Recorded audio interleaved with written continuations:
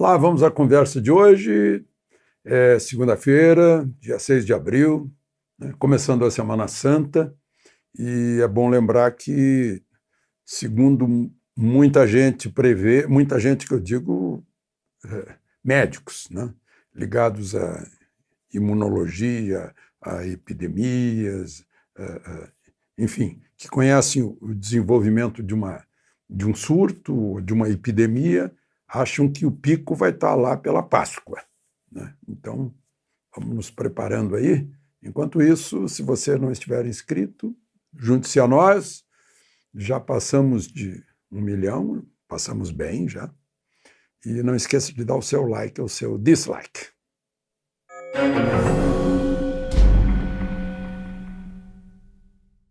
Então, hoje, o presidente Bolsonaro convidou para almoçar a doutora Nise Yamaguchi, que trabalha há 40 anos nesse setor aí de imunologia, né?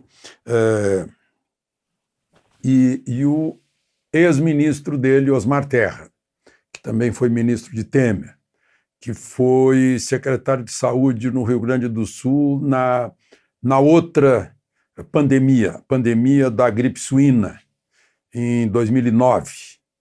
Ele enfrentou, inclusive, vários outros surtos, né? 2 deles por causa do governo da Cristina Kirchner, né?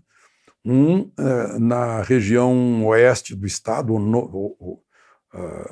ou noroeste do estado, em que uma epidemia na região de Misiones, na província de Misiones, de dengue, né, passou para o Brasil.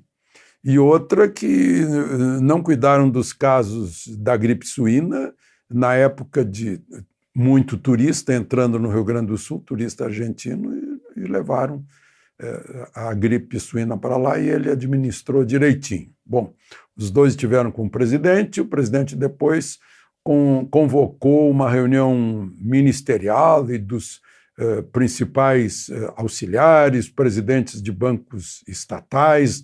Daí umas 2 dúzias de pessoas agora à noite estão conversando lá sobre essa crise dupla, né, sanitária e econômica, ou financeira, ou crise de renda dos brasileiros, né?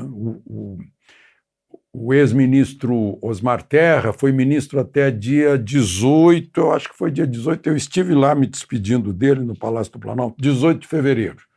Fez um discurso emocionante, foi o mais aplaudido, o mais cumprimentado, palácio cheio de gente, e agradeceu muito a oportunidade que teve de servir ao presidente, disse que continuaria um soldado ao lado dele, né, para realizar as mudanças de que o Brasil precisa. Foi uma despedida assim, de alguém que estava dizendo que não ia sair de perto, né? Ele volta para a Câmara, ele é deputado federal do MDB, do Rio Grande do Sul. E ele defende o isolamento vertical, né? A proteção das pessoas que são mais vulneráveis, né? E os que têm condições de trabalho trabalhando, né? Com uma abertura lenta, gradual e segura, né? O ministro Mandetta tem a defesa de uma posição de isolamento horizontal para evitar um pico que pode lotar a rede pública, né? Prefere que a imunização pelo contato com o vírus seja mais lenta, né? Porque, como a gente sabe, a gente ouve isso todos os dias, né? Uma epidemia termina quando metade das pessoas de um país já teve contato com o vírus e está imunizada, e o vírus vai para baixo. Então, se supõe que o Osmar Terra supõe que em fim de abril já esteja em queda, né? A previsão de Mandetta é bem mais longa, né, como consequência. Agora, aí vem a demanda da falta de renda das pessoas, né? As pessoas estão ficando desesperadas porque a maior parte das pessoas desse país não tem reservas de dinheiro, para pagar comida, e tem mais. A coisa, a produção de comida não é assim tão fácil, não. O setor agrário está sofrendo muito, o agro.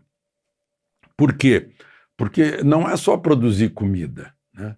Eles produzem algodão, está em queda, a demanda de tecidos está parando tudo, produzem celulose. Se parou a indústria, não se gasta mais papelão para fazer as embalagens, né? Eles produzem, veja só, a Páscoa aí está parada, as lojas estão fechadas, e quem produz cacau? Do chocolate, também atingido, né? A gente não imagina. O biocombustível, né? O álcool, o etanol, né? O consumo de combustível caiu muito, e o preço também, porque o preço do petróleo caiu e o etanol está junto com o preço do petróleo, da gasolina, né? Além de tudo, feiras fecharam, né? A demanda de restaurantes acabou, né? Então tem gente, meu Deus do céu, dá uma pena. Eu vi a produção de caqui, porque o meu café da manhã é só fruta e ovo, e eu como muito caqui, e vi que a produção de caqui, toneladas de caqui sendo jogadas fora, né? De verduras, legumes em geral, né? De frutas, leite, tudo isso está com problema também, né? Não é nem problema de logística, é o problema do consumo que baixou também. As pessoas estão consumindo só o essencial, é uma espécie de racionamento, né? E é uma produção feita para ter continuidade, né? O planejamento das pessoas. Então, isso também está sendo afetado. Então, essa pressão está sendo muito grande, né? Eu vi hoje uma senhora reclamando que não consegue ter entrega na casa dela, porque a região onde mora o governador de São Paulo tá isolada, né? Para evitar protestos e tal, a pressão está grande. Mas, enfim,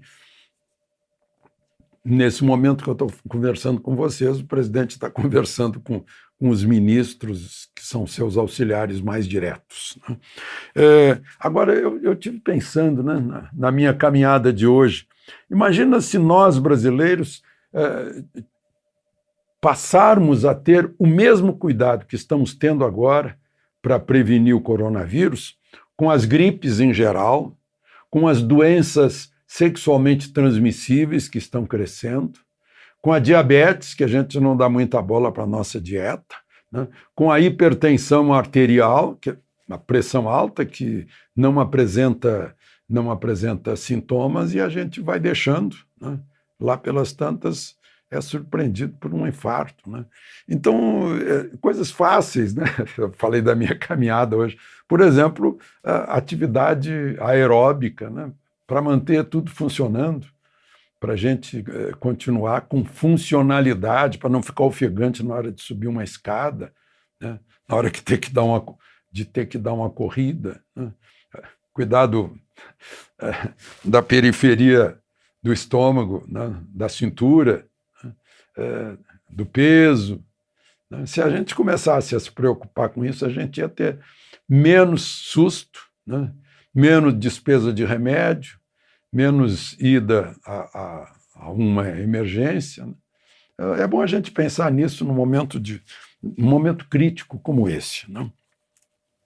Bom, eu falei em Osmar Terra, olha o que eu vi hoje, imagens do planeta Terra.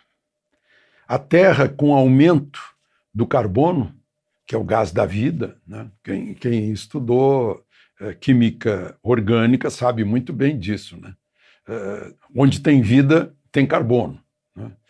Qualquer tipo de vida tem carbono, né? Tudo que é orgânico tem carbono. E com a presença maior do CO2, que é o dióxido de carbono, né? Duas moléculas de oxigênio, uma molécula de carbono, está ficando mais verde. Nos últimos 30 anos, o verde aumentou 11% no planeta Terra. Claro que tem lá os desertos, o Atacama aqui na América do Sul, o Saara, que é o maior de todos, deserto de Gobi lá lá na Ásia Menor, né, ali naquela Península Arábica, é tudo deserto, e naquelas regiões geladas do norte, né, do extremo norte, mas o verde está voltando, né?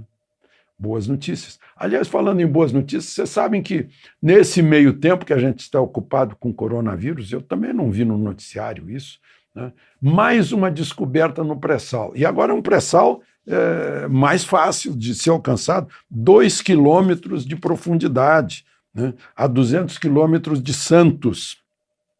Uma nova camada de pré-sal que estão chamando de araucária.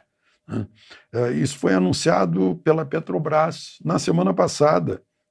É a gestão daquela PPSA, que é uma subsidiária da Petrobras. A Petrobras tem 30%, a ExxonMobil americana tem 28%, a Equinor tem 28%, é da Noruega, e a Petrogal, que é a principal de Portugal, tem 14%.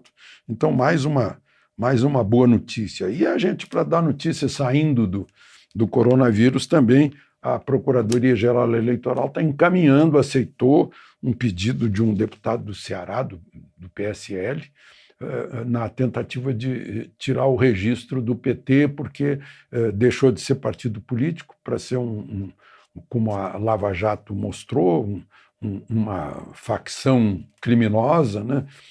E que ao pegar ajuda, propina, pegou de muita empresa estrangeira que estava envolvida nesses negócios com a Petrobras, né?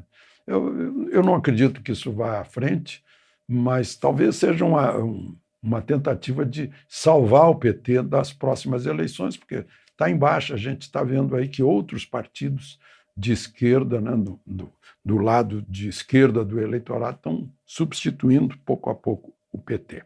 Bom, enfim, nós temos essa situação, vamos esperar os acontecimentos, né, e os resultados dessa reunião que está acontecendo agora no Palácio do Planalto. De Brasília, Alexandre Garcia.